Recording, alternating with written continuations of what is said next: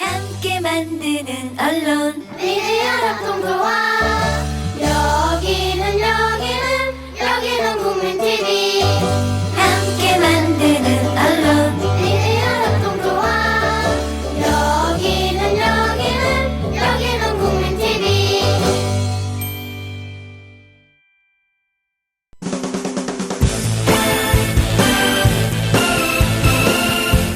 예비군 민방위 훈련장 같은 안보 특강은 가라. 여기 진짜 안보 특강이 있다. 김종대, 정욱식의 진짜 안보.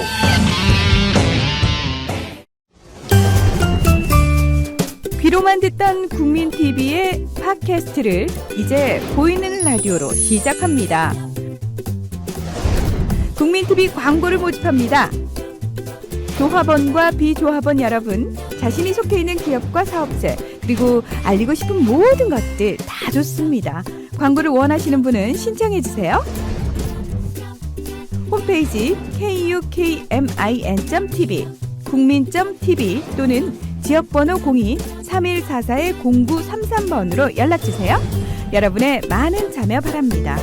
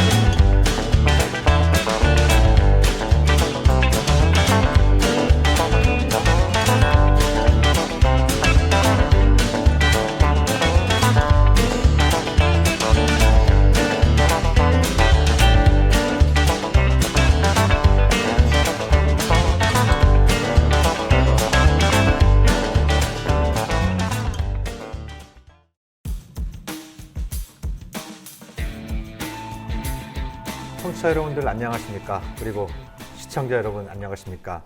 김종대 정욱식의 진짜 안보 4월 14일 방송 시작하겠습니다. 저는 진행을 맡고 있는 평화네트워크의 정욱식이고요. 오늘도 변함없이 김종대 편장님 함께 자리하고 계십니다. 예, 변함없이 나왔습니다. 김종대입니다. 네, 어떻게 한 주간 안녕하셨습니까? 아마 제일 안녕하지 못했던 한 주가 아닐까.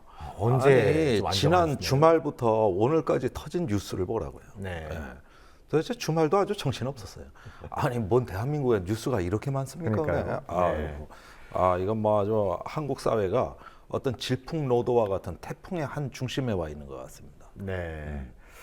그러니까 한번 이렇게 이제 그 전 정권을 상대로 해서 한번 지지율의 반등을 시도했다가 지금 뒤집기를 당하고 있는 그런 형국인 것 같습니다. 예. 우리가 뭐 정치 팟캐스트가 아니기 때문에 지금 뭐 청취자 여러분들께서 잘 아실 만한 주제이겠습니다만 이 문제에 대해서는 이 정도로 좀 하도록 하고요. 네, 제가 다른 팟캐스트에서 이미 많이 하고 있고요. 예. 뭐 정치적인 팟캐스트는 아니지만 모든 길은 정치로 통하죠. 그렇죠. 모든 길은 로마와 통하는 것과 똑같은 겁니다. 네. 어쨌든 정치가 가장 중요한 거 아닙니까? 네. 예, 나머지는 이제 그 하위 개념들인데 어쨌든지 간에 이 나라의 정치 심히 걱정됩니다. 오늘 이 시간에도 지금 국회에서 대정부 질문을 하고 있는데 네. 예, 지금 뭐 세월호 1주년 또 연금 개혁 아주 다 저리 가라예요. 네. 이 네, 한 가지 이슈 때문에 한 가지 다 이슈 때문에 지금 블랙홀이 예, 되고 있습니다. 그렇습니다. 네네. 우리가 지금 보이는 라디오 2회째 방송인데요. 네. 우리가 이 보이는 라디오는 우리 또 이제 그 시청자 여러분들과 함께 만들어가는 방송이지 않겠습니까? 물론. 그래서 여러 가지 격려 말씀도 많이 주시고, 또 충고 말씀, 또 제안 말씀도 많이 주셨어요. 네. 예, 그 중에 하나 인상 깊었던 것 중에 하나는 우리 김종대 편집장님의 음성 자체가 굉장히 좀 날카롭고 중후한 게 있어서 그 외모가 굉장히 좀 딱딱하지 않을까 이렇게 좀 걱정을 했는데 막상 TV에 비친 우리 김종대 편집장님의 모습이 대단히 좀 친숙하고 그런 어떤 좀 그냥 친근한 모습에서 대단히 좋았다 이런 의견도 좀 있으셨어요. 뭐 아니 자꾸 사돈난말하면서 또 칭찬받으려고 나를 유도하는데 그 저 원래 오디오보단 비디오 스타일이에요 제가. 네. 예, 그런데 좀 누가 그런 자제하고 있었을 말씀하시는 뿐이에요. 뭐 사실 이렇게 꾸미면은 네. 사실 좀 이렇게 관리하면은 괜찮은데 네. 너무 관리 안 하고 살아가지고 손해 본 게 많아요 지금까지. 네. 뭐 제 주변에서는 우리 편집장님하고 저하고 거의 이제 10년 가까이 차이가 납니다만, 네. 그 차이가 나는 게 맞냐, 뭐 이런 의견들도 좀 있었고, 또 어떤 분은 저한테 이제 사진까지 올리시면서 제가 뒷머리가 좀 없는 걸 딱 사진을 또 캡처해서 올리셔가지고 안보계의 지단이다. 지네딘 지단 있지 않습니까? 그 프랑스를 98년 월드컵에 우승으로 이끌었던 그 안보계의 지단이다 이런 또 애칭까지 주셨습니다만 제가 사실 조기 축구하면서 제 별명이 지단입니다. 아 그래요? 예, 그래서 저는 그 제 플레이가 지단 같아서 그런 별명이 붙은 줄 알았는데 알고 보니까 이제 이 소갈머리가 없어가지고 그런 별명을 붙이시는데요. 네, 앞으로 좀 진짜 한번 방송 지단처럼 좀 창조적인 플레이 또 이제 저희 주변에 있는 사람들이 좀 돋보이게 할 수 있도록 여기도 창조입니까? 네, 알겠습니다. 노력을 하겠습니다.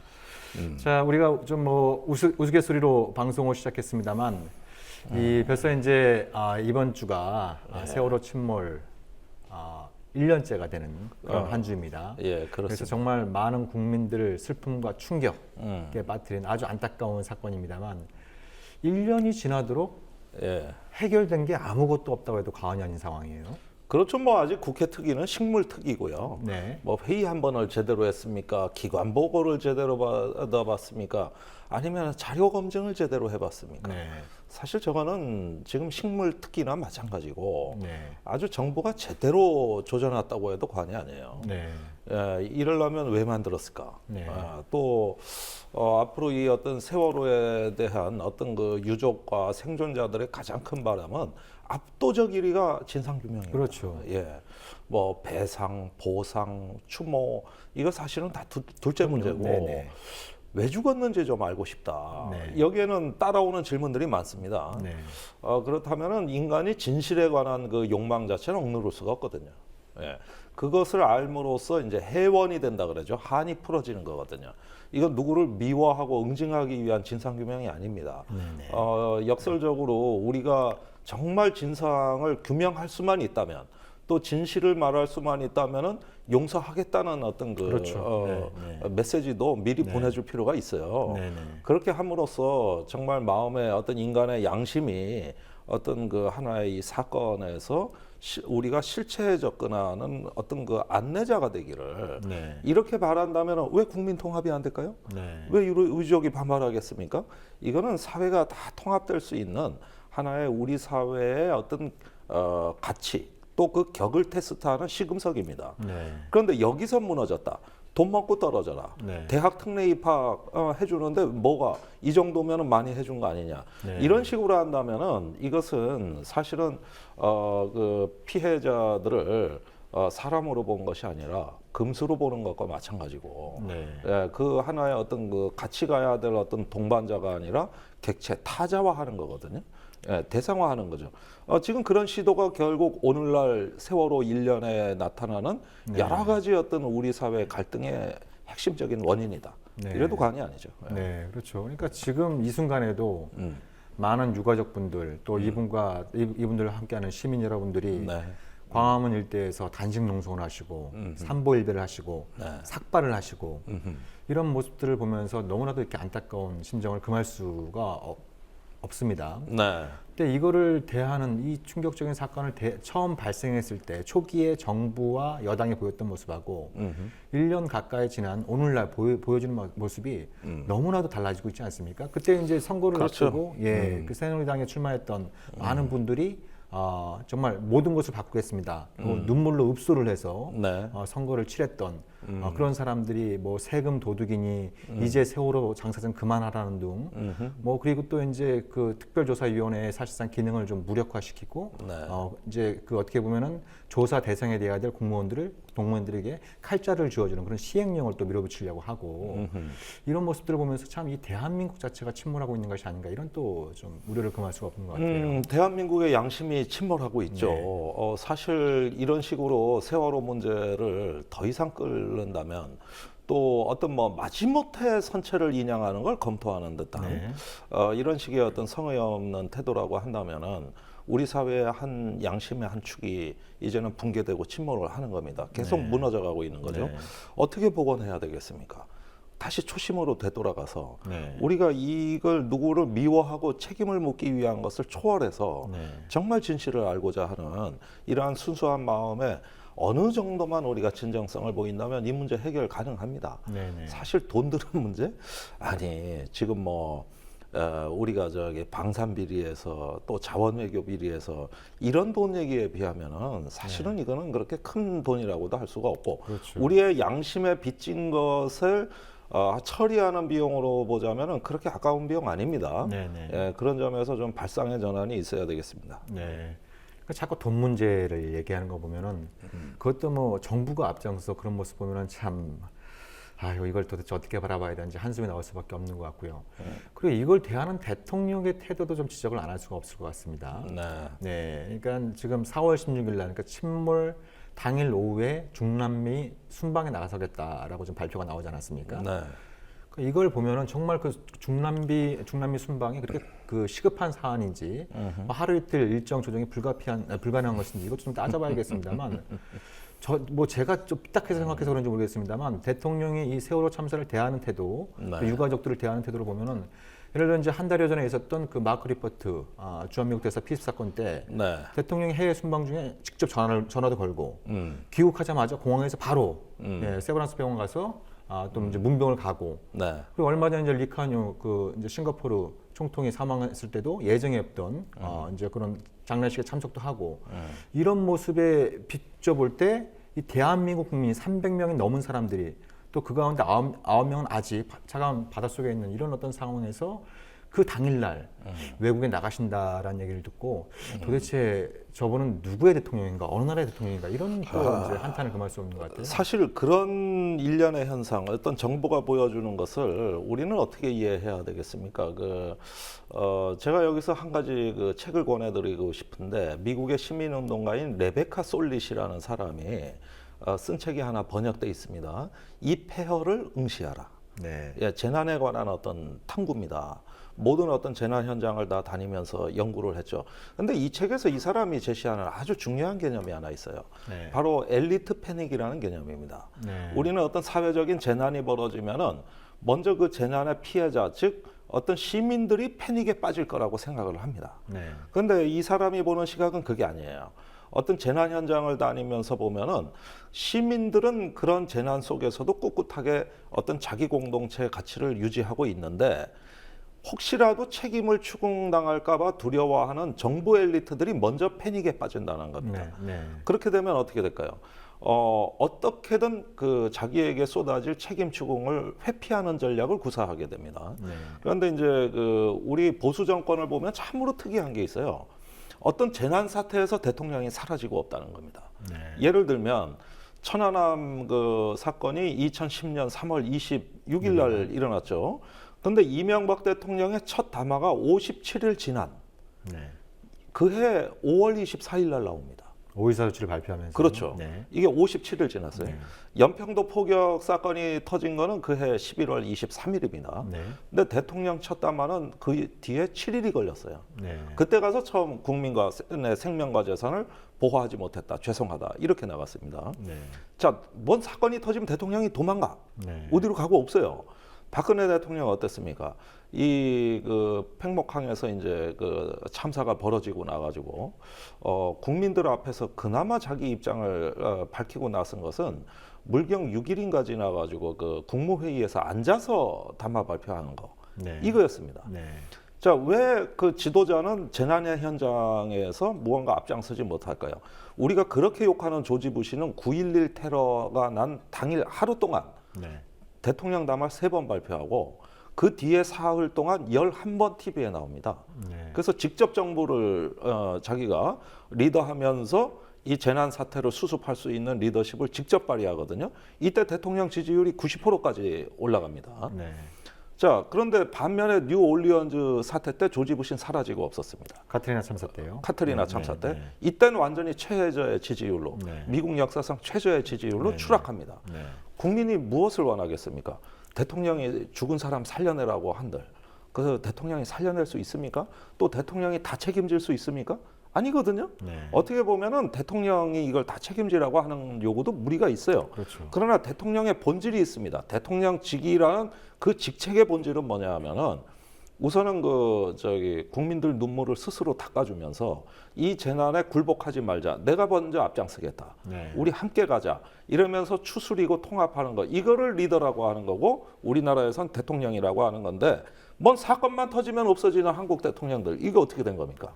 그러니까 그 유명한 장면이 있지 않았습니까? 이제 수찬에서 대지진이 발생했을 때 원자버 총리가 바로 날아가가지고 그 네. 울고 있는 주민들한테 울먹이는 목소리로 여러분 울지 마십시오. 여러분들에게는 국가가 있습니다. 그렇죠. 그러면서 이제 현장에서 그 재난 그 지휘를 직접 했던 이런 모습들이 이제 많은 중국인들의 어떤 그 이제 가슴을 울릴 수 있었고 그렇습니다. 그 참사가 어떤 그 중국 국민들의 통합의 기제로 이런 어떤 그 기제로 작용했던 이런 부분들이 있었습니다만 지금 대한민국에서는 전혀 그런 모습을 오히려 정반대의 모습만 비춰지고 정반대죠. 있어서 너무 자, 안타까운 것 같아요. 같이 앞서서 재난을 극복하고 국민을 통합하고 그러면서 어떤 위기에 빠진 국가에 용기를 불어넣는 지도자들은 이렇게 피하지 않습니다. 이걸 갖다가 레베카 솔릿은 엘리트 패닉에 빠졌다고 얘기를 하는 거거든요. 네.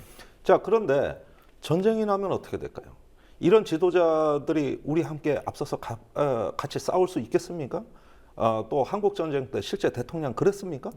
자, 이 부분은 뭐냐 하면은 우리가 한국에서 대통령직이라는 거 그것은 무언가 저기 사람이 똑똑해서 뭐 정책을 잘 분석하고 이런 게 대통령인 것처럼 보이지만 정치인 통합을 하는 리더는 국민들의 어떤 정서를 울릴 줄 알아야 됩니다. 네. 그러면서 같이 그 저기 어떤 하나의 방향으로 국민을 인도할 수 있는 이런 리더예요. 그런데 전부 자기 변명이고 피하기 바쁘다면 이번에 뭐 콜롬비아에 가는 이유가 청와대 대변인 발표대로라면은 하도 간절하게 요청해서 이것 때문에 콜롬비아에 간다는 거예요. 아니 국민들의 국민들 간절한 중에는 간절하게 요구했습니다. 예.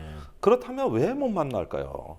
왜 못 그러니까, 만날까? 아니, 그러니까 뭐가 콜롬비아 그렇다고 정부의 그럴까? 콜롬비아 정부가 간절히 요청하고 있는지는 잘 모르겠습니다만, 네, 아니 거기 무슨 뭐 분초를 다투는 일이 있는 것도 아니고, 네, 예를 들어서 몇 시간, 하루 이렇게 연기하지 못할 정도로 긴박한 상황이 있느냐에 대해서도 좀 의문이 들 수밖에 없는 것 같고요. 그러니까 아무튼 이 상황을 대하는 정부, 대통령 그리고 여당, 그리고 일부 언론 이런 것들을 봤을 때는 뭐 일각에서는 이제 좀 잊어야 될 때가 되지 않았느냐 이렇게 이런 얘기도 나오고 있습니다만 어떻게 보면 지금부터 시작이다라는 생각이 들고 그래서 이 참사를 겪으면서 많은 국민들이 잊지 않겠습니다라고 약속하지 않았습니까? 네. 예, 그 자신과의 약속, 또 유가족과의 약속, 또 그 많은 시민들과의 약속을 좀 이번 주를 계기로 해서 좀 실천할 수 있는 크고 작던 그런 실천의 목소리 속에서 우리가 잊지 않고 있고 1주년을 맞이해서 아무것도 해결되지 않은 날.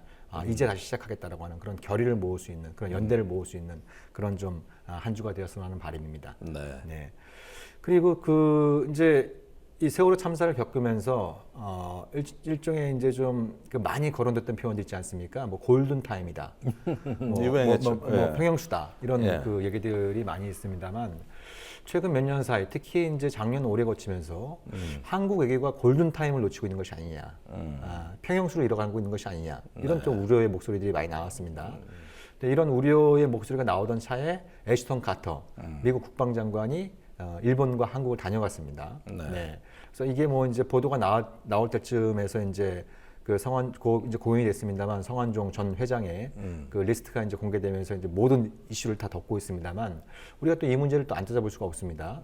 그래서 그 우리 편집장께서는 이 애쉬턴 카터의 방안 한번 총 결선한다면 우리가 좀 어떤 부분에 주목해야 되고 좀 어떻게 평가하시는지 좀 짚어주시죠. 자, 크게 보면은 3번의 중요한 미국 인사의 방안이 있었어요. 네.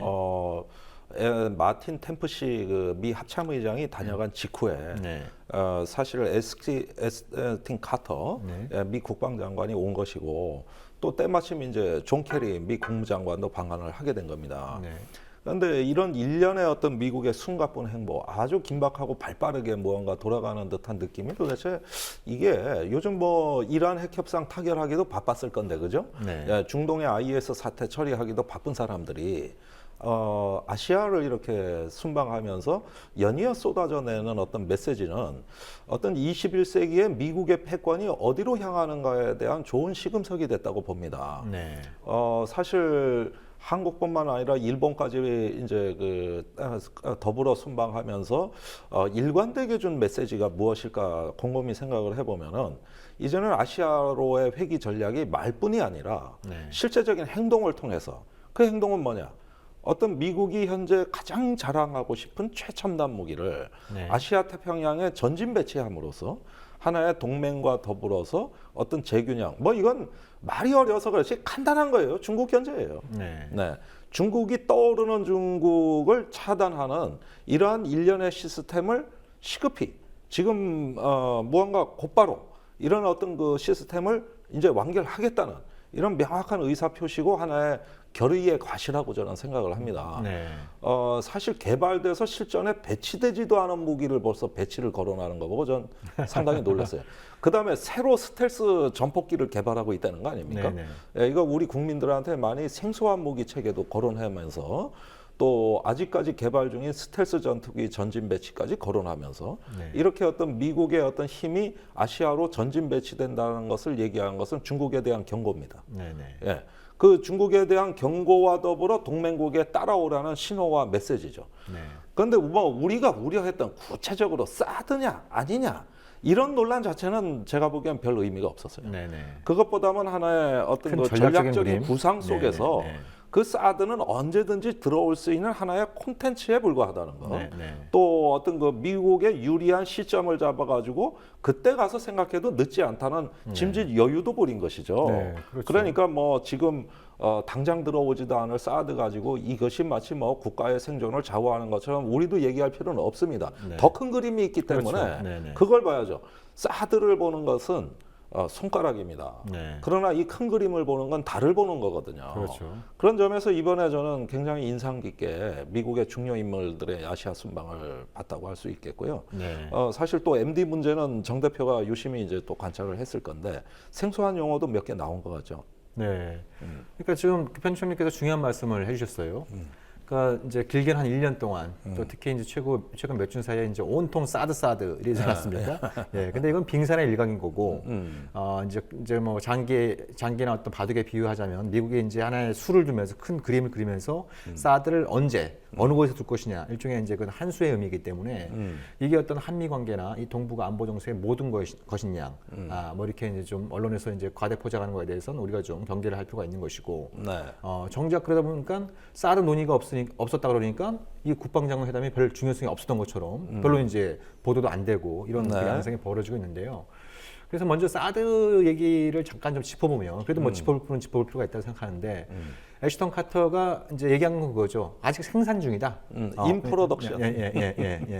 지금 프로덕션 단계이기 때문에 생산 단계인데 이걸 뭐 배치하느냐 마느냐 이걸 논의할 지금 단계가 아니다라는 얘기인데요. 그러면 미국은 어떤 계획을 갖고 있느냐, 어떤 생산 계획을 갖고 있느냐. 그래서 제가 이거 자료를 좀 찾아보니까 그 3월 25일 날 미국 상원에서 미사일 방어 체제 MD 청문회가 열렸는데요.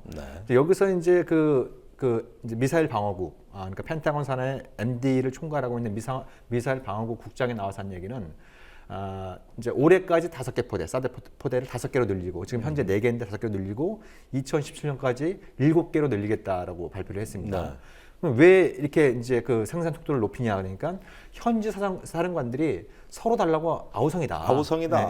그래서 나 하나죠. 그러니까 너도 하나 먹고 너도 하나 먹고 연 나눠 먹듯이. 그렇죠.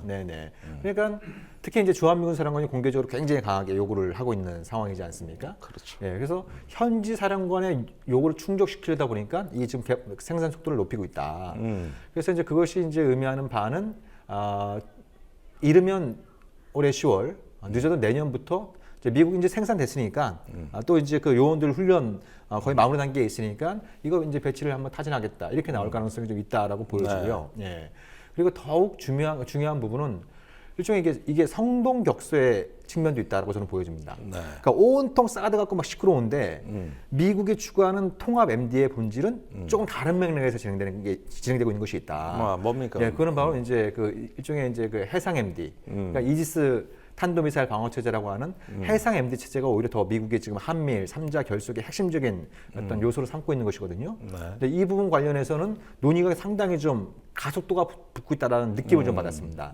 그래서 이제 애쉬턴 카터가 강조한 부분도 작년 연말에 한미일 3자가 군사정보 군사정보 공유 약정을 체결한 상황이고 올해 실질적으로 이제 그걸 하기 위해서는 여러 가지 조치가 필요하다라고 얘기를 하지 않았습니까? 네. 그래서 이제 지금 이번 달 말에 그러니까 이제 4월 15일, 16일 워싱턴에서 네. 한미 이제 고위급 국방회담이 열리고 바로 그날 오후부터는 한미일 3자 국방회의가 열리지 않습니까? 네. 예, 그래서 그 마틴 덴푸시가 왔다 가고 애슈턴 카터가 이제 마찬가지로 이제 일본과 한국을 왔다 간 다음에 이제 워싱턴으로 와라 이제 이렇게 다 불러놓고 이제 한미일 3자 논의를 본격화할 이런 어떤 이제 좀 일정표를 갖고 있어서 이 부분은 우리가 좀 주목을 해야 될 것 같아요. 자, 굉장히 숨가쁘네요. 네. 요즘 어떻게 보셨는지 모르겠습니다만 아주 속도가 빨라졌습니다. 사실은 이런 어떤 일련의 미국의 새로운 전략 구상, 동맹 전략이라고 하는 것은 미국이 꿈꾸는 새로운 유토피아를 창조하려는 어떤 하나의 종교적 신념처럼 움직인다는 느낌을 지울 수가 없어요. 네. 사실 MD라는 건 장고한 시절에 걸쳐 지난 30년 넘게 우리가 개발하는 걸 봐왔고 앞으로 또 그와 엇비슷한 시간이 걸릴지도 모르는 네. 굉장히 불확실한 체계 아니겠습니까? 그렇죠. 아직까지도 MD가 기술적으로 불가능하다고 말하는 미국의 국방장관도 있어요. 네. 윌리엄 페리가 그렇습니다. 네네. 예, 이런 상황에서 변한 거는 없는데 여전히 MD는 더디게 가고 있는데 정치적인 행보, 전략적 행보는 굉장히 빨라진 거죠. 네. 이거는 뭐겠어요? 사실은 중국의 부상 속도가 빠르고 미국이 하나의 어떤 위기 의식이 고조가 된 하나의 어떤 초조함 내지는 조급함이라고도 볼 수 있는 겁니다. 네. 그러면서 동맹을 강하게 결박시켜 가지고 새로운 MD 네트워크로 묶어서 세운다는 것은 뭡니까? 앞으로 적어도 100년간 미국의 패권을 넘보지 못하게 만드는 국제 질서를 갖고 싶은 것이고 네. 이걸 지금 투자하지 않으면 안 된다고 보는 거예요. 네. 이거야말로 우리가 과거에 핵을 독점하던 미국에서 그 다음에 무슨 지금 MD를 독점하는 미국 이렇게 나가는 어떤 하나의 세계에서의 패권 또 그 패권을 기반으로 한 어떤 무너지지 않는 하나의 어떤 제국의 이미지 이건 유토피아거든요. 네. 그리고 미국이 이런 걸 추진할 때는 항상 보면은 이것이 성공할 거냐 실패할 거냐는 물을 필요가 없어요. 그렇죠. 예, 그건 물을 필요가 없습니다. 미국이 하는데 믿느냐 안 믿느냐를 묻는 거예요. 거의 종교적 영역으로 지금 올라선 상황이죠. 뭐. 그러니까 이건 신학적 사건이라고도 볼 수가 있는 거죠. 애시당초 레이건 대통령이 MD를 처음 그때는 SDI라고 했습니다만은 처음 얘기할 때 무슨 기술적 확신이 있었습니까? 네. 전혀 없었어요. 그렇죠. 그러나 그것이 레이건은 자기가 가고자 하는 새로운 유토피아처럼 보였던 거거든요. 네. 그리고 한 가지 흥미로운 거는 레이건은 원래 배우 출신입니다. 그렇죠. 1940년에 첫 영화에 출연했는데 그 영화 제목이 찢어진 하늘이에요. 찢어진 하늘이. 네. 네. 거기에 어떤 장면이 나오냐면은 어떤 방어 무기가 하늘에서 적의 비행기를 요격하는 장면이 나옵니다. 네. 그 자기 젊었을 때 꿈이에요. 예, 이 어떤 우주로 옮길려서 하자. 네. 우리 왜 지상, 해상, 공중에서 싸우냐? 네. 우주에서 핵전쟁하면 안 되냐? 네. 예, 이게 그 당시에 그 짧은 기간에 검토한 내용의 전부였고 네. 이건 헐리우드와 목사님들이 주로 제공해준 아이디어가 아닌가 싶어요. 네. 그런데 오늘날 지금 그 MD라고 하는 건 그때에 비해서 그 허황됨이 조금 더 반감된 건 없습니다. 그렇죠. 30년 동안 제자리 걸음 똑같아요. 그런데 여기에서 그 어떤 신형 무기 체계가 전진 배치된다는 것은 뭐냐면은 그 무기 체계를 통해서 확장되는 미국의 파워, 미국의 힘 네. 이런 걸 가지고 동맹을 관리하겠다는 얘기가 네, 네. 되는 것이거든요. 네. 그러면 뭡니까? 이거는 제가 생각하기에는 어쩌면 사라질지도 모르는 유토피아의 꿈을 끝까지 밀고 나가겠다는 것이고 네. 동맹국은 여기에 대해서 어떤 되느냐 안 되느냐를 묻지 말고 미국을 믿느냐 안 믿느냐만 결정하라는 거죠. 네. 네. 사실은 어떤 뭐 핵무기의 억지력, MD의 방어력 이런 것들이 기술적으로 증명되는 게 아니라 우리 사회에서도 그걸 미국이 하는 건데 믿느냐 안 믿느냐 이렇게 이 논의가 시작이 됐던 것이고요. 네네. 그러니까 그냥 그게 종교적인 영역이면 신자들, 신도들에 국한된 문제일 수 있습니다. 그래서 사드교가 생겼잖아. 사드교가. 사드교가 생겼네요.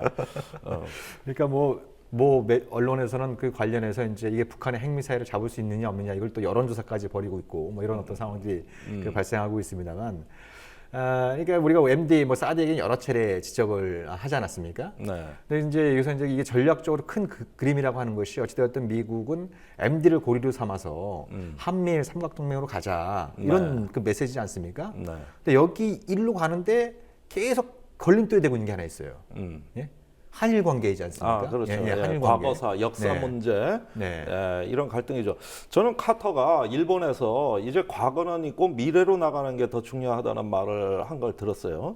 뭐 2월 달에 웬디 셔먼 그 국무부 부차관보가 했던 얘기하고 사실 같은 맥락입니다. 그때 웬디 셔먼이 한 얘기가 이제 뭐 어느 정치 지도자도 과거의 적을 비난함으로써 값싼 박수를 받는 것은 어렵지 않다. 어렵지 않다. 여기서 말하는 어느 정치 지도자도 이게 이제 박근혜 대통령을 지칭했을 가능성이 뭐 높다라는 시진핑, 있었어. 박근혜 뭐 이런 예. 지도자들 아니겠어요? 근데 이제 재밌는 건 뭐냐면 그 이제 이게 이 발언이 논란이 됐을 때 웬디 셔먼의 발언이 논란이 됐을 때 미국 국무부에서는 이 발언의 취지가 잘못 전달된 것 같다 이런 식으로 이제 해명을 했는데요. 제가 현장에 있었던 이 발언이 나왔을 때 현장에 있었던 분을 나중에 만난 적이 있습니다. 이제 그 이제 재미동포 아주 영어에 능통하신 분인데 그분이 그때 현장에서도 느꼈고 논란에 대해서 그걸 유튜브 동영상으로 다시 처음부터까지 다 들어봤는데 이거는 자기가 봤을 때 자기가 뭐 보수적인 사람이지만 이건 자기가 봤을 때 시진핑, 박근혜 두 사람을 지칭하는 거다. 이거에 대해서 한국 정부가 뭐 한국의 일부 언론이 오버하는 거다 이렇게 해석하는 건 뭐 맞지 않는 얘기다 이렇게 지적할 정도로 그러니까 미국은 어떤 긴장을 불사하고 할 말을 한 건데 우리가 그걸 선으로 해석해주는 그렇죠. 이런 기현상입니다. 네. 그러니까 발언의 수위가 올라가고 있어요. 웬디 셔먼의 발언이 실수가 아니라고 하는 게 그리고 나서 그 다니엘 러셀 그 국무부의 동아태 담당 차관보죠. 네. 그러니까 얼마 전에 이제 그 아베 신조가 그 위안부 문제를 인신매매의 희생자다 이렇게 이런 어떤 투로 얘기하지 않았습니까? 워싱턴 포스트와의 인터뷰에서. 그래서 이거에 대해서 다니엘 러셀은 이건 긍정적인 메시지다라고 이제 긍정적으로 평가를 해주지 않았습니까? 네. 근데 이 위안부 문제에 관련된 문제의 핵심은 일본 정부가 국가의 책임성, 당시 일본 정부의 책임성을 인정하느냐 마느냐. 그러니까 인신매매의 피해자라는데 그 주체가 없는 겁니다. 인신매매를 누가 했는지 이런 주체에 대해서 아베 신조는 명시적으로 언급하지 않고 오히려 전체적인 문맥은 일본의 일부 기업이나 이런 어떤 이제 좀 일탈 세력이 한 것처럼 국가와는 무관한 이런 그 행위인 것처럼 얘기를 했는데 이거에 대해서 이제 긍정적인 메시지다. 동아태 담당 차관보가 그렇게 얘기하고 얼마 전에 이제 애슈턴 카터 국방장관은 현재의 어떤 또 과거의 일보다 현재의 어떤 정치적인 문제보다 미래의 잠재적인 이익이 훨씬 더 중요하다. 이렇게 자, 얘기했단 말이에요. 그런데 이해가 안 가는 게 그동안에 그렇게 한미 동맹이 강화됐다. 어떤 그 과거 좌파 정권이 망쳐놓은 한미 동맹을 우리가 복원했다. 전 세계적인 가치 동맹으로 발전했다. 전략 동맹으로 발전했다. 이렇게 밤낮 외쳐오면서 어쩌면 일본보다 미국에는 이제 한국이 더 중요해졌다는 식으로. 그렇죠. 이런 식으로 그 언론 플레이 했던 네. 지난 7년간의 과정을 이걸 했던 사람들은 지금 답을 해야 돼요. 그렇죠. 이렇게 뺨 맞으니 기분이 어떠신지 자기 소감도 좀 묻고 싶어요. 그런데 여기서 한 가지 이제 유포되는 어떤 하나의 관념이랄까 이런 걸 봅시다. 어떤 과거는 불온한 것이고 미래는 긍정적인 것이라는 얘기죠. 자, 과거를 따지는 거는 극단적인 퇴행주의고 미래로 나아가자는 것은 온건한 현실주의라는 얘기입니다. 그러니까 과거는 나쁘고 미래는 좋다는 얘기예요. 계속 이런 식의 논법으로 가고 있습니다. 그렇다면 여기서 얘기하는 과거는 누가 만든 과거입니까? 이 과거라는 건 뭘 의미하는 겁니까? 과거 어떤 저 제국주의 시대에 어떤 그 힘없는 나라를 침략한 제국주의 침략 세력이 있었고 이 침략 세력을 미국은 격퇴한 거예요. 그렇지 않습니까? 아시아에서 일본, 유럽에서 독일 이거를 미국이 싸워서 이겼어요. 바로 잡은 역사입니다. 그렇다면 이 과거 침략국이 만든 과거를 미국이 바로 잡았던 거 이것이 이제 지난 70년의 역사라고 할 수가 있는데 이 과거가 누구한테 제일 소중한 과거입니까? 미국에 제일 소중한 과거예요. 이거는 자기들 과거를 부정하는 겁니다. 거기에다가 일본은 아직도 유엔 현장에 전범국 즉 유엔 헌장을 위반하는 국가의 목록에 들어와 있는 국가입니다. 이걸 구적국 조항이라고 돼 있는 거예요. 아직 독일, 일본 들어가 있어요. 이게 유엔의 기본 정신입니다. 이것이 바로 과거입니다. 그 다음에 사실은 힘없는 남의 나라를 일방적으로 침략할 수 있다는 것은 미국인들이 믿는 신과 인류의 보편적 법리에 위배됩니다. 그런 어떤 그 침략의 역사가 과거라고 한다면은 그런 위배되는 원리를 자행한 어떤 과거라고 한다면은 이 과거가 미래보다 중요하지 않고 불온한 것이라고 얘기하는 근거가 도대체 뭡니까? 이거는 미국의 자기 정체성을 갉아먹는 아주 자기 부정적인 어떤 그 발언이 아닐 수가 없어요. 이걸 한국 보고 들으라고 한 얘기입니다. 이렇게 굴욕적인 얘기를 전 미국에서 들어봤다는 기억을 사실 아무리 기억을 더듬어도 떠오르질 않습니다. 우리가 과거에 저기 한국 전쟁 때 워낙 안보가 어려웠던 시절에 미국에 많은 걸 의존하고 또 지금까지도 어떤 비정상적인 한미 동맹을 해오는 건 사실입니다만은 지금의 과거사를 얘기하는 이 맥락 자체는 우리가 한 번도 들어보지 못한 어떤 미국의 대단히 오만불손할 뿐만 아니라 인류 보편법에 위반되는 유엔 헌장에 위반되는 하나의 어떤 그 새로운 일탈이라고밖에 얘기할 수가 없어요. 도대체 왜 이렇게까지 발언할 수밖에 없는 건가요? 그렇게 일본이 중요하냐 이게요? 중요하겠죠. 마치 어떤 일본은 어떤 그 아시아에서 미국의 패권을 앞장서 구현해주는 이제는 둘도 없는 상대가 돼가지고 세계를 또다시 갈라놓겠다는 거예요. 동아시아를 둘로 갈라놓겠다는 겁니다. 중국 편하고 미국 편하고. 이런 과거를 답습하는 거지 이게 어떻게 미래로 나가는 겁니까? 그러니까요. 이게 미래로 나가는 거라는 논리를 펴고 있는 거거든요. 그런데 우리는 아직까지 한국의 양심과 지성이 살아있습니다. 아시아 민중들의 양심과 지성 살아있는 거예요. 여기에다가 이런 식의 어떤 굴절된 과거론을 뿌려준다면 이것은 무엇입니까? 이제까지 어떤 그 발전하고 진보해온 아시아의 어떤 평화를 향해 걸어온 모든 역사를 다 부정하는 것이 되는 것이고 그것은 결국은 미국한테 부메랑으로 되돌아가서 굉장히 값비싼 대가를 치르게 될 것이다. 이걸 우리 국민들은 경고를 해야 된다는 거예요. 그러니까 저는 우리 역사 인식의 문제는 사람마다 특히 이제 국가마다 굉장히 좀 다를 수 있는 이런 부분들이 여전히 있습니다만 저는 최근에 이 오바마 행정부의 고위 관료들에서 이런 발언들을 나오는 걸 쭉 보면 사실 일방주의 화신이라고 했던 부시 행정부 때도 이렇게 이 역사 문제에 대해서 공개적으로 이렇게 막 얘기하지 않았거든요. 오히려 부신 착했어. 이거에 비하면은.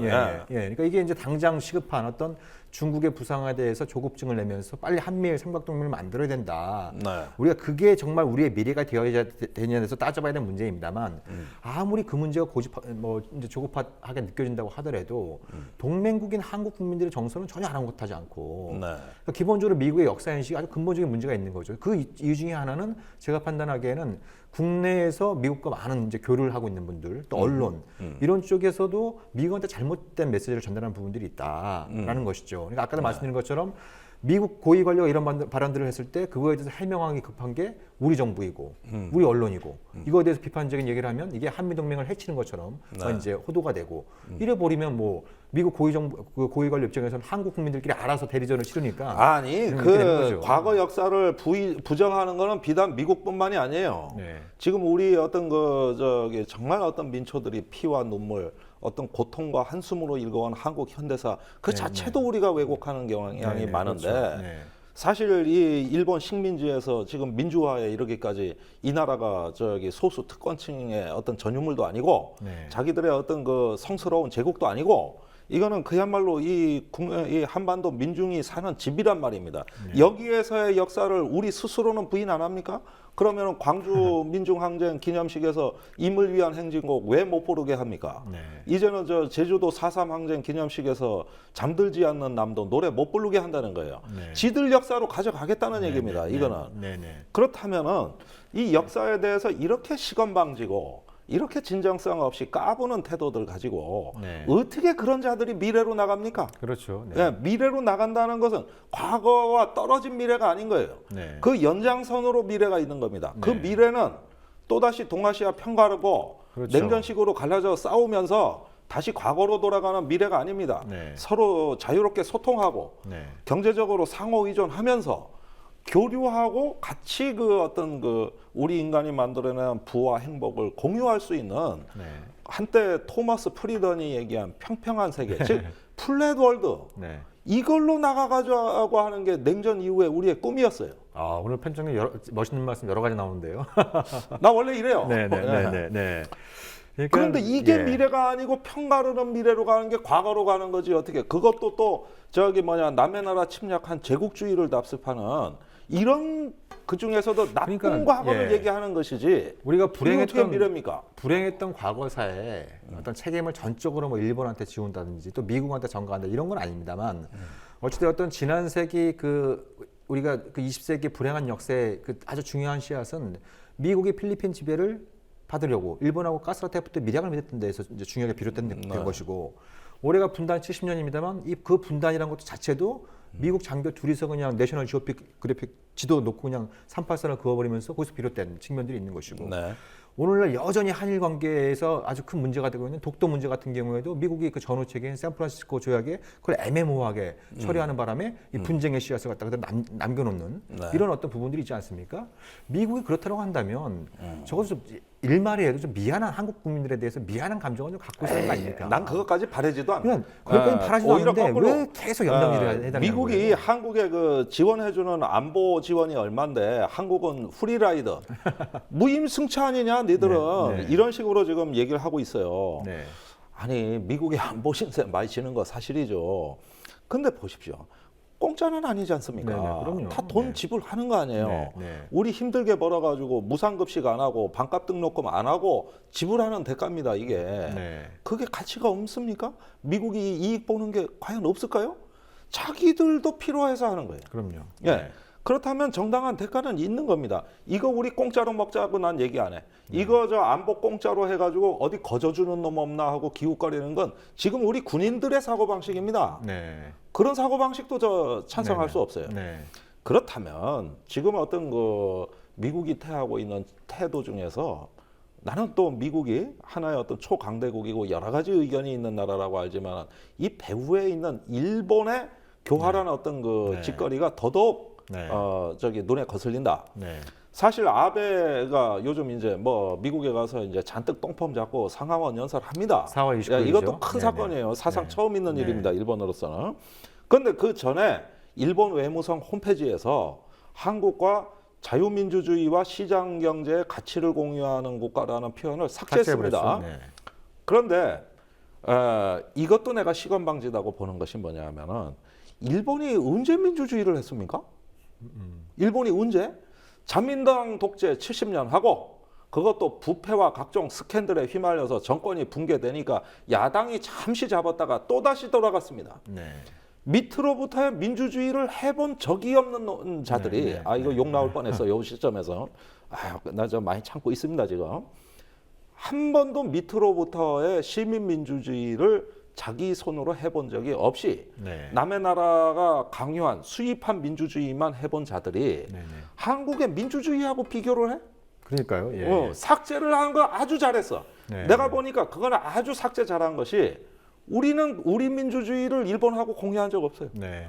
여기는 정말 민중들이 피와 땀과 네. 아래로부터의 민주주의를 성취한 아시아에서 최초의 국가가 대한민국이에요. 네. 그러니까 우리가 좀 그런 자부심도 좀 갖고요. 네. 네. 저는 뭐 그 작년에 이제 한참 그 한일 간의 역사 문제를 가지고 갈등을 빚었을 때 뉴욕 타임즈가 그렇게 일갈을 하지 않았습니까?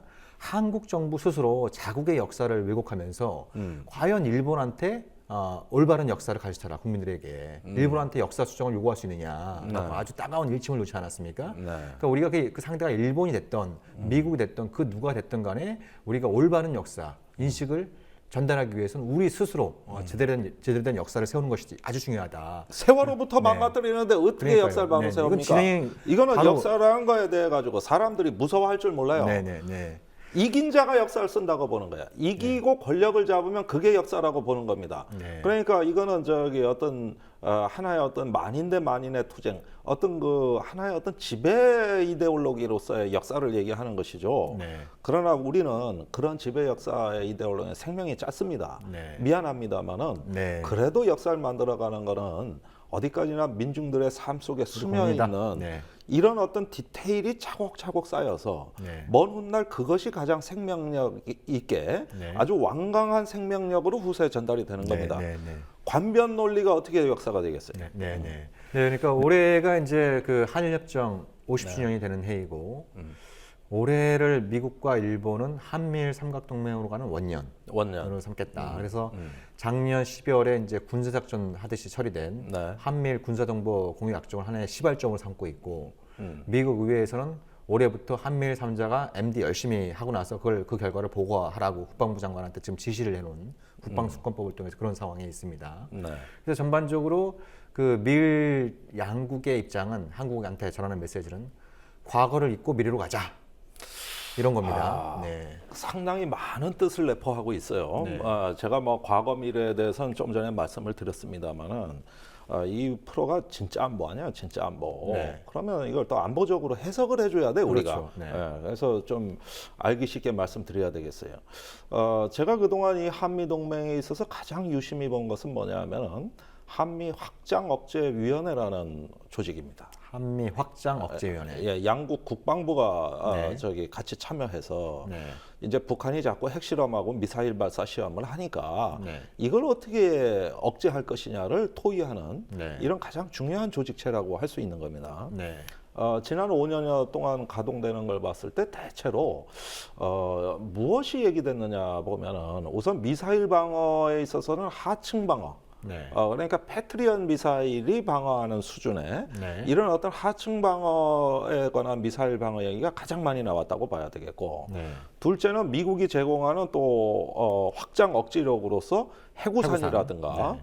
여러 가지 어떤 그 선제 타격과 같은 네. 어떤 북한의 핵미사일을 무력화할 수 있는 대책이 그동안 논의가 돼 왔던 겁니다. 네. 사드 얘기는 하나도 없었어요. 네. 예, 이 고고도 방어라는 건 최근에 주한미군 사령관이 지 사드 갖고 싶어서 저 난리 치는 거 아니었으면은 여기까지 이렇게 네. 논의가 전개된 것이 없습니다. 그런데 이 확장 억제 위원회만 갖고도 모자라다는 생각이 듭니다. 네. 왜 그러냐면은 사실은 미사일 방어라는 것은 한반도의 이 매우 좁은 전장터에서 네. 여러 가지 항공 작전이 있고 또 초기 작전은 대부분 전투기에 의존하는 항공 작전인데 이 미사일 방어 작전하고 중첩되는 요인이 굉장히 많고 이러다 보면 지휘 통제가 복잡해지고 네. 하다 보면은 기존의 전쟁 작전 계획을 급격히 수정시킬 수가 없었어요. 네. 그래서 현재 이 한반도에서 군사 작전은 가급적이면 낮은 수준에서 하고 네. 무언가 전략적 억제, 북한에 대한 어떤 해구산과 같은 다른 차원에서의 그 군사력 지원이 필요하다면 그것은 본토에서 증원되는 전략으로 우리가 이해를 해왔던 겁니다. 네. 그런데 이 사드 얘기가 나오고 나서 무엇이 변했을까요? 우선은 이런 수준을 초월해서 이 경계선을 뛰어넘어 가지고 이제는 어떤 항공 작전과 미사일 작전 이런 걸 다 통합하는 새로운 프레임을 짜잖아. 네. 네. 그다음에 이거는 한미일이 반드시 같이 가야 된다. 왜? 미사일이 완행 열차입니까? 미사일 쏘면 금방이에요. 2분이면 서울까지 오고 네. 한 10분도 안 돼 일본까지 갈 수 있어요. 네, 그렇죠. 네. 그런데 주일미군 사령관 따로 있고 주한미군 사령관 따로 있고 태평양 사령관 따로 있고 네. 그러면 화상회의에서 야 북한이 미사일 쌓았는데 이거 누가 요격할래? 주한미군 네가 할래? 그러니까 아니 벌써 일본 갔는데요. 야 그럼 주일미군 사령관 네가 해. 그러니까 벌써 얻어맞았는데요. 이럴 수 없잖아. 네. 그러니까 이걸 단일 정부 지휘관이 이것을 통제하는 새로운 작전 개념을 내와야 주일미군 사령부, 주한미군 사령부 이렇게 병렬적으로 너절너절하게 돼 있는 이 복잡한 지휘 체계를 정리해 줄 수가 있는 겁니다. 그러니까 지금 이 부분이 중요한 부분인 게요. 네. 그러니까 한미일 군사정보 공유 약정이 체결됐을 때 한국 국방부가 설명한 거는 우리가 제공한 정보는 우리 국방부 승인을 거쳐서 미국을 중개로 해서 이제 일본한테 일본에 전달한다. 간다. 그래서 미국을 중개인 정도로 이제 언급을 했습니다. 네, 많이 격을 낮췄어요. 네. 근데 미국의 입장은 전혀 다르죠. 펜타곤의 입장은 이 3자 정보공유 약정을 통해서 미국이 비로소 컨트롤 타워, 한미일 3자의 MD에 필요한 정보 공유의 컨트롤 타워를 하게 됐다. 네. 그 부분을 강조한 거거든요. 네. 그러니까 지금 팀장님이 이제 중요한 말씀을 하신 게 누군가 미사일을 쐈을 때 이게 지휘 체계가 단일화되어 있지 않고 이걸 전반적으로 컨트롤 타워 할 수 있는 이런 어떤 지휘관이 존재하지 않으면 이게 우왕좌왕할 수 있는 그렇죠. 예. 뭐 이거 분출을 다투는 말 그대로 네. 분출을 다투는 이런 어떤 상황에서 우왕좌왕하게 될 수 있으니까 이거를 지휘 체계를 갖다 미국으로 단일화함으로써 미국이 컨트롤 타워를 하는 그런 어떤 이제 약정이 바로 한미일 군사정보 공유 약정이고 그게 첫 발자국이다. 그렇죠. 네네, 예, 네. 그 자체에는 그런 내용이 없으나 네. 그렇게 가기 위한 첫 발자국이라고 저는 이해를 하는 겁니다. 이건 제 얘기가 아니라 네. 이미 제 기억으로 5년경부터 네. 그 비비벨 당시에 한미연합사령관이 미 합참지에서 다 한 얘기예요. 네, 네. 가장 중요한 건 지휘 통제라 그랬습니다. 네, 네, 네. 이게 지금 이런 어떤 병렬적 지휘 구조로는 미사일 방어 작전을 이 지역에서 할 수가 없어요. 네. 얼마나 국가 간에 복잡합니까? 우리 방공 식별구역 하나만 갖고도 중국하고도 갈등이 있지만 일본하고도 갈등이 있지 않습니까? 네, 네. 어디까지가 한국 영역이고 어디까지가 일본 영역인지 이게 사실 우리나라가 말이죠. 지금 그 표준시가 그 동경 135도를 기준으로 우리 영토 바깥에 있는 그 시간 개념을 쓰고 있거든요. 네. 이건 한국 전쟁 직전에 미국이 이렇게 동경의 시간하고 서울의 시간이 다른 걸 강제로 합친 거예요. 네. 왜 그랬겠어요? 일본에서 출격하는 비행기가 한반도에 갈 때 시간이 달라지면은 지휘 통제에 문제가 생기는 거죠. 싱크로나이즈, 동시화해줘야 되는 겁니다. 네. 자, 그러면은 그때부터도 이런 필요성이 제기가 됐는데 지금은 분초를 다투는 그렇죠. 미사일 방어 작전 계획이 네, 수립이 네. 된다고 한다면은 네. 이거는 단순히 뭐 표준시 통일 차원의 문제가 아니에요. 네. 지휘 통제 혼선을 없애야 되는 겁니다. 네, 그러면 그것이 예컨대 미사일 방어 극동사령부가 될지 네. 아니면은 무슨 새로운 사령부가 창설할지 하나의 집단 방위로 가는 어떤 틀이 될지는 먼 미래의 일이라고 하더라도 지금 기반을 닦아놔서 네. 이것이 하나의 공동의 지휘 체계로 묶일 수 있는 미사일 공동 작전을 해야 되겠다. 네. 그 물리적 기반을 지금부터 해야 되겠다. 네. 네. 이것이 정보를 공유하고 훈련을 같이 하고 유사시에는 단일 지휘관 통제를 받을 수 있는 것으로 가는 겁니다. 네. 따라서 이 미사일 방어는 국적이 없습니다. 네. 이거는 한미일 삼국의 국적을 초월해 가지고 네. 묶어주는 거예요. 네. 네. 이것이 한미일 원년이라고 한다면은 네. 이번에 카터가 방한해 가지고 지금 있었던 어떤 한미 간의 확장 억제 위원회하고 네. 그다음에 미사일 대응 능력 위원회하고 이거를 이런 식으로 너절너절해서는 안 돼. 네, 다 합쳐. 합쳐. 네. 이래 가지고 새로 만든 조직이 한미 억제 전략 위원회라는 예, 거를 네. 한미 간에 만들기로 합의를 한 네, 겁니다. 사실상 격상이 된 거죠. 이게 격상이 된 전략이란 거예요. 억제 전략이라는 표현이 들어갔습니다. 예, 억제예요. 전략. 억제와 네. 전략. 이건 핵무기 플러스 MD입니다. 네, 네. 자, 그런 것들을 조직을 출범하기로 이번에 합의를 했고 그에 관한 후속 계획이 네. 앞으로 미국에서 한미일 3자가 모여서 토의하게 됐다. 네. 네. 이렇게 얘기가 지금 흘러가고 있는 거죠. 네, 그렇죠. 그러니까 올해 들어서 그 미국 정부의 고위 관료들의 역사 발언이 어떤 맥락과 의도를 통해서 그런데 나오는지. 과거사가 발목 잡으면 그러니까, 되겠어? 예. 지금 야, 과거사 절로 치워. 양쪽의 갈등 하지 마. 네. 다 잊어. 이렇게 되는 거죠. 네네. 예.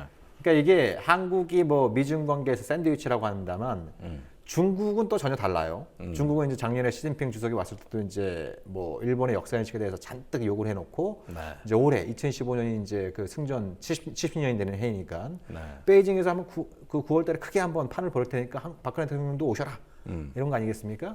그러니까 이제 중국이 접근하는 거는 한중 간의 역사 공조를 통해서 한미일 군사 동맹으로 가는 걸 막겠다.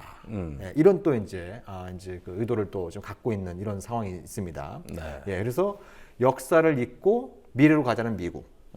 역사는 절대 잊어서는 안 된다. 역사를 잊는 순간 과거의 불행한 역사가 되풀이 될 거다라고 하는 중국. 예, 이 사이에 지금 한국의 역사 인식도 좀 우왕좌왕하고 있는 이런 상황이 발생하는 차별 거죠. 잃었어요. 네. 자, 이 한반도 정세를 우리가 주도하지 못하고 네. 동맹이 좋다 뭐 이러면서 끌려다닌 결과가 결국 이렇게 귀결이 되고 있는 겁니다. 네. 저 시청자 여러분들은 과연 이럴 때 우리의 역사 인식이 어떻게 돼야 된다고 보십니까? 네. 지금 우리가 이 어떤 강대국의 틈바구니에서 그야말로 강대국 정치, 그 다음에 한반도 정세를 우리 국가가 주도할 수 있는 어떤 외교적 기반이 거의 잠식된 상황에서 네. 북한 핵미사일이 너무 무섭고 이제는 어떤 거 안보 불안에 부들부들 떨어야 되는 나라가 이렇게 초라하게 됐을 때 이것이 과거의 어떤 그 역사를 답습하지 말라는 법이 과연 있겠습니까? 네. 우리 국가에 잡혀 정신 똑바로 차리고 이 역사의 본질에 집중하지 않으면 안 되는 시점이 됐어요. 네. 그런데 이제 역사 얘기까지 하지 말라 그러니 예, 이제 이런 걸 성찰할 수 있는 하나의 결정적 시기가 다가왔는데 이제 이런 것에 대해 국가는 생각도 하지 말아라 그러니 네. 우리는 그러면은 심장, 뇌 다 빼버리고 몸만 따라다니는 그런 국가가 돼야 되는 겁니까? 그러니까요. 이게 지금 우리가 성찰해야 될 가장 중요한 어떤 결정적인 포인트다. 네. 그랬을 때 이 지금 어떤 그 한미일의 어떤 심상치 않은 움직임 네. 이런 것들은 우리가 그동안 겪어왔고 문제의식으로 갖고 있었던 바로 그 역사의 본질에 접근하고 네, 있는 네. 것이다. 네. 그런 만큼 오히려 네. 더 어떤 과거와 현재 또 미래의 의미를 우리가 네. 더 직시해야 되겠죠. 그렇죠. 네. 네. 그러니까 뭐 흔히 얘기하는 것처럼 이제 우리의 국력이 세계 10위권이다라고 얘기합니다만 제대로 된 역사 인식이 없으면 정말 덩치큰 바보가 되는 근력만 뛰어난 바보가 될 수 있는 이런 어떤 측면들이 있고요. 그렇다고 해서 우리가 무슨 뭐 그 미래지향적인 한일 관계를 부정하는 건 아니지 않습니까? 아니 그러니까 지금 중요한 거는 네. 자꾸 미국이나 일본은 과거를 잊고 미래로 가자라는데 너희들이 말하는 미래에 우리가 동의를 못하기 때문에 더더욱 지금 우리가 진짜 안보란 방송에서 역사 문제까지 다루는 거 아니겠습니까? 대한민국의 유일한 방송이에요. 예. 그래서 저는 이런 모습을 보면서 DJ 정부 때가 좀 떠올랐습니다. DJ 네. 정부가 이제 그 당시 일본은 오부치 정권이었죠. 네. 예. 그 오부치 정권으로 하여금 이제 그 과거사에 대해서 반성적인 태도를 이끌어내면서 일본이 과거에 불행했던 역사를 되풀이하지 않는 길은 아시아 국가들 모든 아시아 국가들과 선진 우호 관계를 맺어야 되고 특히 일본은 아직 북한과 수교를 맺고 있지 못한 상황인 만큼 북한과 관계 개선을 하는 것이 일본이 진정으로 과거사를 사죄하고 또 그런 불행한 역사가 되풀이되지 않는 일본이 취해야 될 긍정적인 길이다라는 이런 점들을 굉장히 강조하지 않았습니까? 그때까지만 해도 일본이 좀 싸가지가 있었어요. 네. 어디서 요즘 버릇이 잘못 들었지만. 네네. 그러니까 일본이 무슨 뭐 적극적 평화주의다라고 하는 말도 안 되는 사실상 이제 일본을 전쟁을 할 수 있는 나라로 탈바꿈시켰다라고 하는 걸 적극적 평화주의로 포장하고 있지 않습니까? 역사상 모든 악은 선의 이름으로 네. 자행됐습니다. 네네. 그 일본의 저런 행태, 세상의 적극적 평화라는 그 아름다운 말이 네. 명분으로 포장으로 돼 있다는 거죠. 네, 참 네, 네. 역설입니다. 역설. 네, 그렇습니다. 네. 자, 또 하나의 역설, 이 한일협정 50주년을 맞이해서 올해가 한미일 삼각동맹의 원년이 되지 않도록 네. 저희 진짜 안보 계속 예의주시하도록 하겠습니다. 오늘 방송 청취해 주시고 시청해 주신 여러분들께 감사의 말씀드립니다. 네, 고맙습니다. 감사합니다.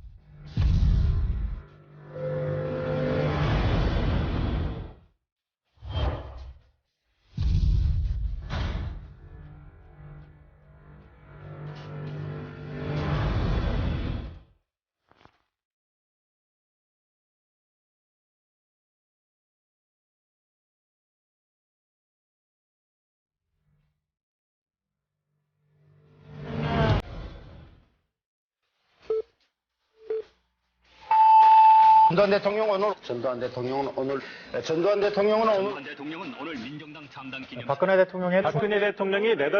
대통령이 오늘 네덜란드로 떠났습니다.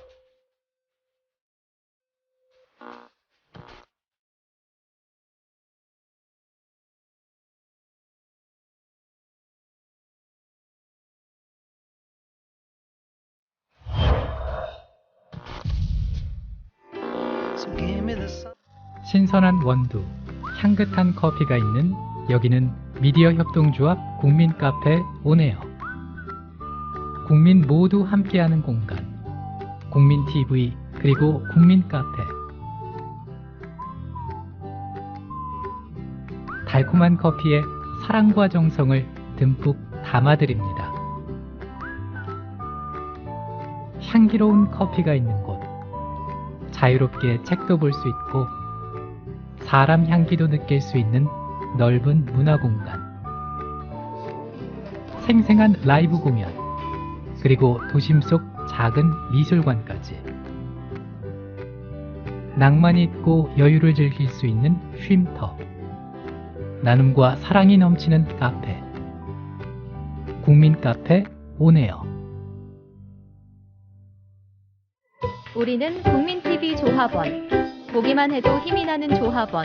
다 함께 만나볼까요?